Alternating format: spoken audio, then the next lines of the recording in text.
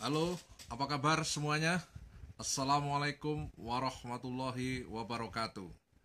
Semoga sahabat-sahabat semua dalam keadaan sehat walafiat. Bertemu lagi dengan saya, Juli Jati Prambuti, dalam ngaji seni rupa bersama Anda.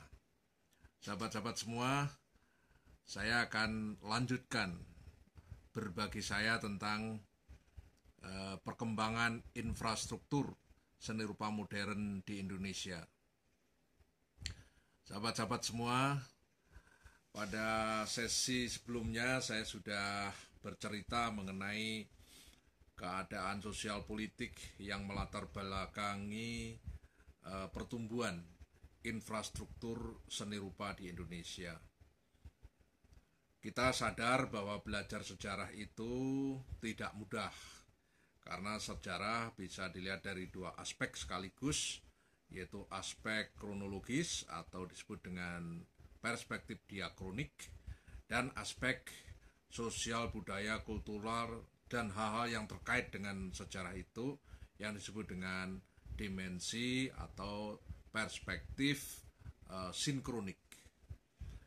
Nah, kita dalam tema-tema seperti ini tidak mungkin hanya melihat fakta-fakta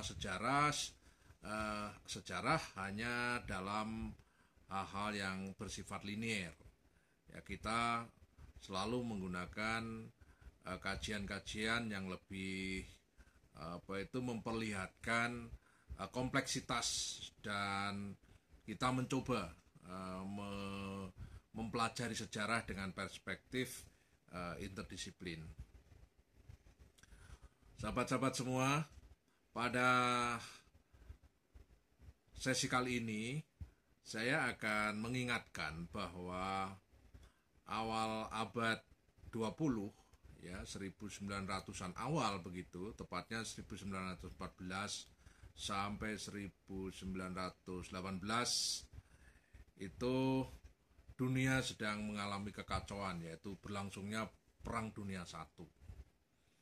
Nah, tentu perang besar ini berdampak yang cukup luas, ya bukan hanya cukup tapi memang luas sekali, terutama negara-negara yang langsung ya, mengalami Perang Dunia I itu.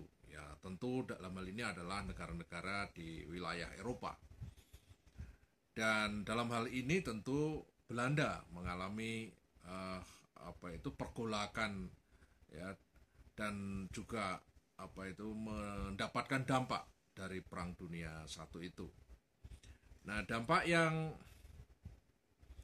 tampak yaitu terjadi apa yang disebut dengan krisis atau depresi dunia yang luar biasa, ya, yang kemudian dihadapi secara bersama-sama oleh berbagai bangsa, termasuk Hindia Belanda yang waktu itu memang kita sedang dicengkram oleh penjajahan Belanda, kolonialisme Belanda, yaitu tahun 1929 sampai 1939, ya.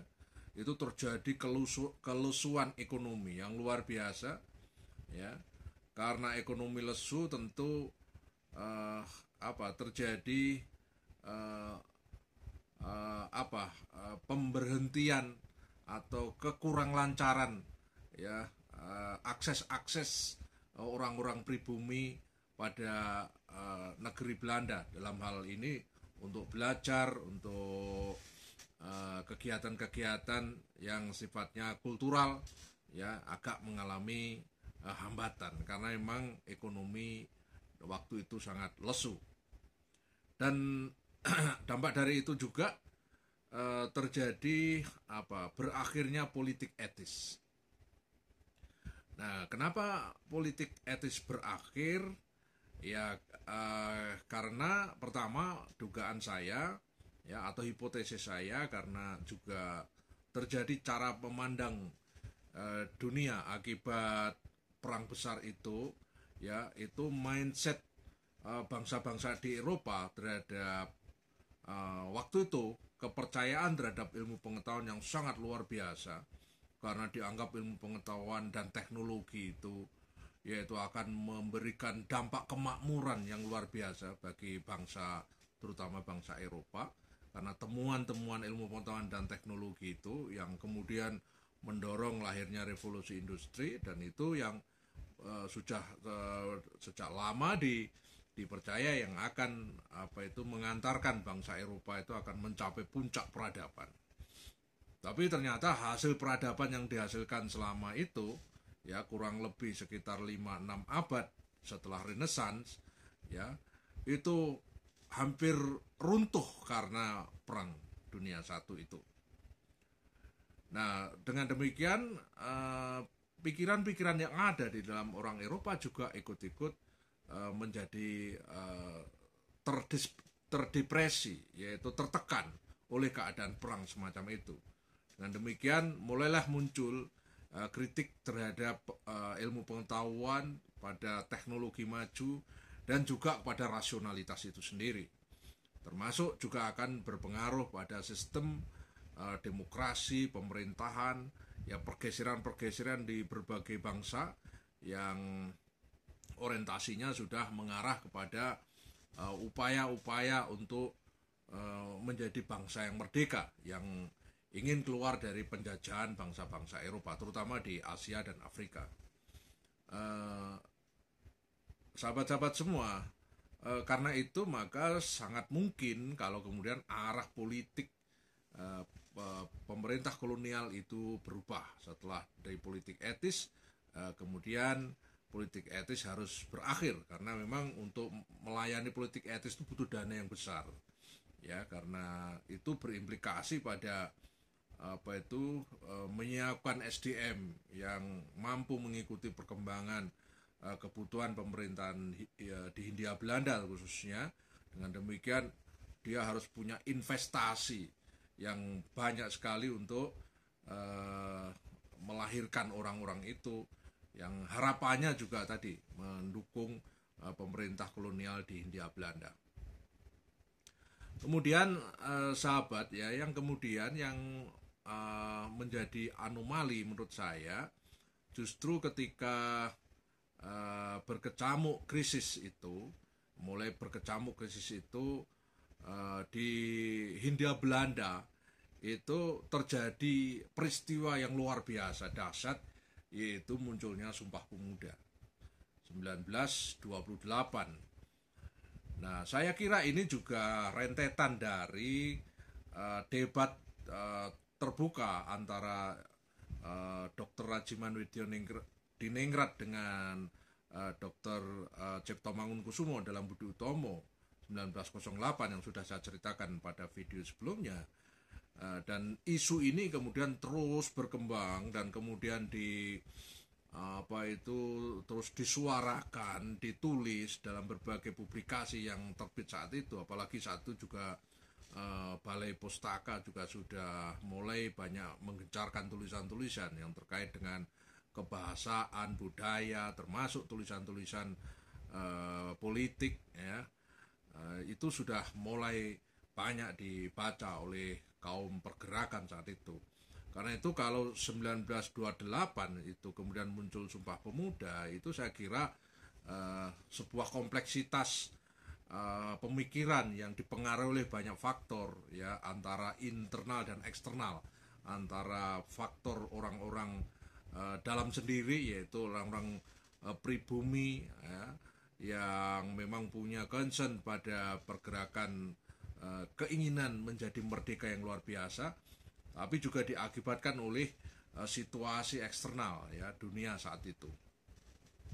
Sahabat-sahabat semua, Sumpah Pemuda poinnya adalah kita tahu bahwa mereka merasa punya komitmen, ya, bahwa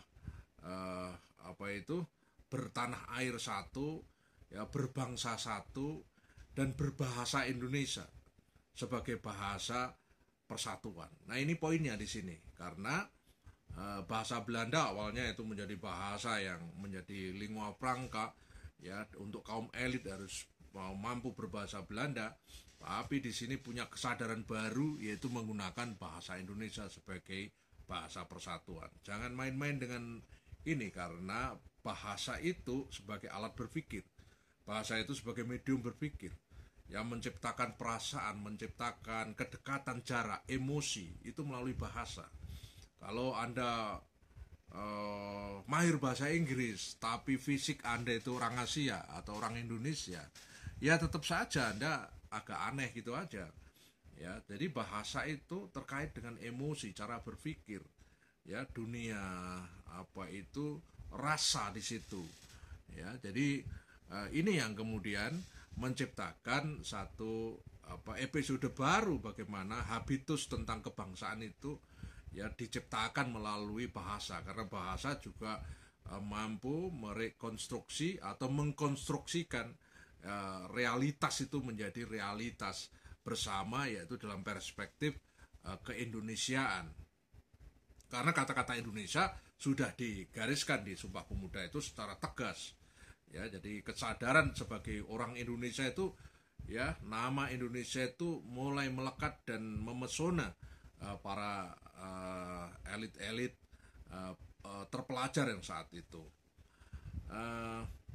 Dan yang menarik dalam Sumpah Pemuda itu yang terlibat bukan hanya elit Jawa tetapi juga elit-elit terpelajar dari luar Jawa, Jong Ambon, Jong Celebes, ya, Jong Minahasa dan seterusnya, itu kumpul ya bersama untuk menyatakan kesepakatan itu. Jadi saya kira ini juga sebagai suprastruktur yang mendasari nanti pemikiran seni rupa modern itu tidak lepas dari isu-isu keindonesiaan itu. Ini yang harus betul-betul dikaitkan, karena memang tidak mungkin seni rupa itu tiba-tiba muncul tanpa ada satu peristiwa yang menjadikan variabel ya dunia kesenirupaan itu didukung oleh berbagai macam hal yang memungkinkan seni rupa modern itu lahir di Indonesia. Kemudian yang saya harus tegaskan di situ bahwa Sumpah Pemuda itu ya dengan bahasa Indonesianya itu kemudian makin memberikan perkembangan baru, yaitu penulisan kritik seni ya yang semakin masif dengan menggunakan bahasa Indonesia. Karena bahasa Indonesia itu dianggap bahasa baru karena sebelumnya kebanyakan para elit itu menggunakan bahasa asing, terutama bahasa Belanda. Kemudian bahasa Indonesia mulai disebarluaskan, diajarkan, ya, kemudian dijadikan bahasa persatuan. Ya, kita tahu bahwa kita ini hidup di dalam berbagai suku, berbagai bahasa, oleh karena itu harus diikat ya dalam bahasa yang satu itu, yaitu bahasa Indonesia. Nah, kemudian selain itu tahun 34 sampai 40, 1934-40 itu kita tahu di Batavia itu terutama di Batavia Kunskring itu tiap tahun itu menggelar pameran koleksi ya, terutama dari koleksinya P.A. Renault ya.